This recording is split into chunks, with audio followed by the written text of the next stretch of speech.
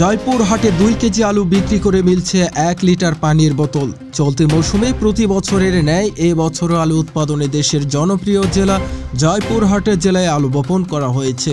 তবে চলতি মৌসুমে 2 কেজি আলু বিক্রি করে মিলছে 1 লিটার বোতলজাত সুপেয় পানি। বিস্তারিত থাকছে ওয়াকিল আহমেদের প্রতিবেদনে।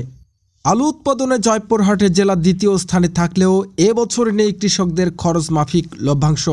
গত কয়েক বছরের তুলনায় অন্যান্য জেলাগুলোতে আলুর ব্যাপক দাম পাওয়ার আশায় অতিমাত্রায় আলু বপনের জন্য দাম নিয়ে সংখ্যায় পড়েছে জয়পুরহাটের জেলার কৃষক। অতিরিক্ত দামে বীজ, আলু ক্রয়, সার, কীটনাশক সব কিছু মিলিয়ে প্রতি 33% জমিতে 35 থেকে 40 হাজার টাকা ব্যয় হলে আলুর দাম 400 থেকে 500 টাকা বিক্রির জন্য ক্ষতির মুখে থাকছেন 10 থেকে 15 হাজার টাকার মতো প্রতি 33% জমিতে। জেলার ক্ষেতলাল, কালাই, জয়পুরহাট সদর উপজেলার একাধিক কৃষক আলুর বাজার ও বাজার ব্যবস্থাপনার পতনের জন্য ক্ষোভ প্রকাশ করেছেন। এ সময় তারা বলেন, 2 কেজি আলু বিক্রি করে 1 লিটার বোতল পানি ক্রয় করতে হয়। এমন দেশে আমরা বাস করি যেখানে পর্যাপ্ত পানি থাকার পরেও চড়া দামে পানি ক্রয় করে খেতে হয়। কৃষক বাঁচলে দেশ বাঁচবে, এমনটাই উদ্দেশ্য করে বলেছেন অন্তর্বর্তীকালীন সরকারের প্রতি।